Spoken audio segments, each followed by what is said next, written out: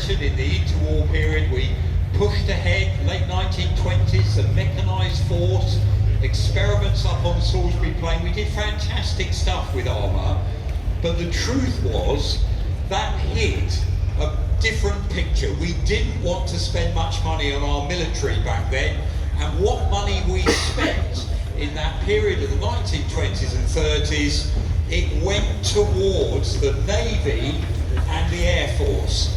Even though we were cutting edge with some of the technologies, some of the ideas behind the tank in Britain, the actual fact was it was very small scale.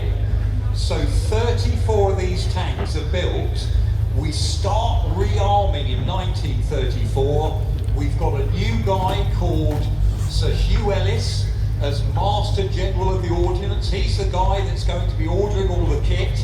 He was the guy in charge of the tank in the First World War. So Hugh Ellis argues the case that we're going to need 3 types of tanks. Little light tanks like this Mark IV we've got in front of us, scouting, finding the enemy, perhaps protecting your flanks. We're going to have another type of tank, the cruiser tank, the tank that's going to go forward fast, exploit gaps in the enemy line. We need a bit of speed with that vehicle, and if it meets enemy tanks, it's going to need an anti-tank gun on it. Something that we've already in the 20s decided probably the best way to stop a tank is maybe with another tank. And we also come up with, or Hugh Ellis comes up with the idea of the infantry tank. The idea that back he's thinking World War I, if we have a tank that needs to lead the enemy or lead their own forces on the attack, suppressing machine gun posts, etc., that's what we're going to need to do. So 3 types of tanks.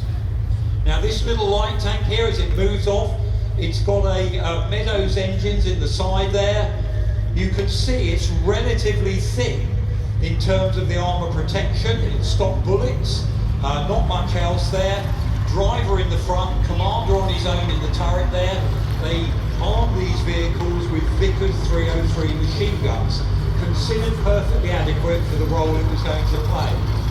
There's another reason Britain was pushing light tanks in the mid-1930s, not just because we had an empire to police, but this tank is easier to make. And with the idea of war coming, Britain starts realising we can use factories that can make the Vickers. They were the only people who used their tanks in the 1930s.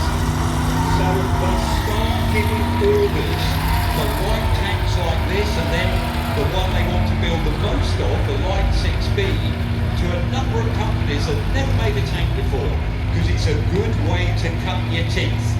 And that's why, by the way, by 1940 we have 1,000 Light 6B tanks in service.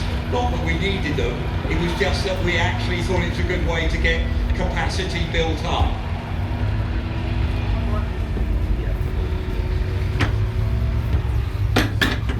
Now the first infantry tank to support the infantry is designed, this fellow here, Matilda 1, it's designed by a chap called Sir John Carden. He comes up with a diagram, it's still in the collection amazingly, a little sketch of what this tank might look like. It's built to a budget, £6,000 development cost, can you believe? And what it does, it gives thick protection.